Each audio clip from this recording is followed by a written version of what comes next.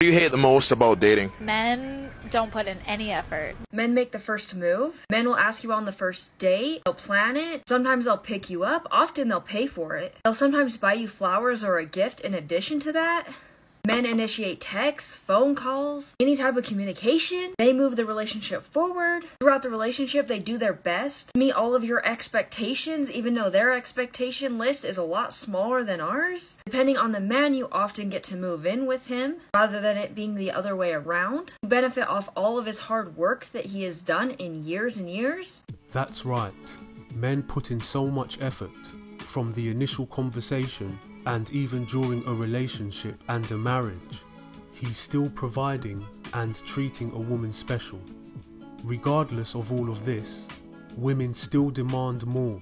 The fact men have been doing this for so long, and we have been oblivious to the effort we put in without any reward, is jarring. I'm so glad we as a collective have started to wake up to all of this. So if women are not bringing anything to the table, they don't deserve anything from you. That is absolutely right. Would you date a bus driver? Would you date if he owns the bus? If he owns it. If he owns the bus. See, that's a problem. That's a problem. That's a problem. Okay. Because the standards and requisites, and I'm not talking about him laying on his sofa playing video games all day. I'm not talking about that. But the standards and the criteria that we use to measure men is off for who we are as women and who they are in this society.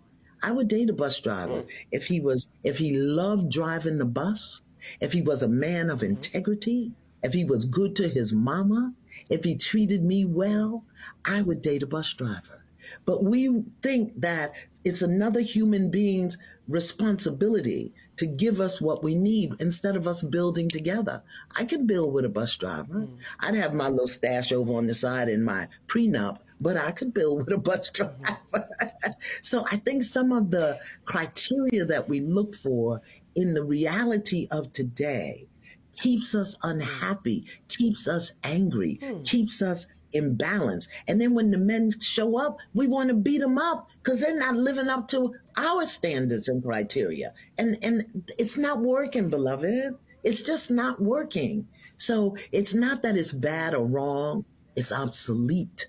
It's obsolete. We have to come up with a new way of being. I don't believe in carrying a man. A man has to do for himself. Do you see how the older generation of women understand what makes a man decent and how to make a relationship work? These modern women are only destroying themselves with their high standards and entitlement. Leave them alone to their cats, boxed wine, and their massaging devices. Dildo!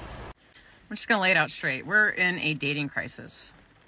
Not basically, we are. That's what's happening. So let me look at my research here because I don't want to mess it up. So men looking for casual dates and our relationships is down 50%, 50, since 2019. Not since 1970, since 2019, right before the pandemic, down 50%. They're not fucking looking, which means if you're a woman looking, they don't fucking give a shit. So as this trend continues, by 2040, 45% of women, 45% of women between the ages of 20 and 45 will be single and childless based on this trend. Let that sink in for a moment. Yes, that's right, lady. Men are not interested in dating, relationships, or marriage. Until modern women start to get back onto a more traditional road, men will not bend or break.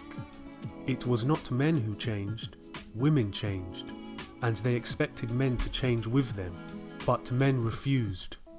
They want men to become beta simps, but that is never going to happen.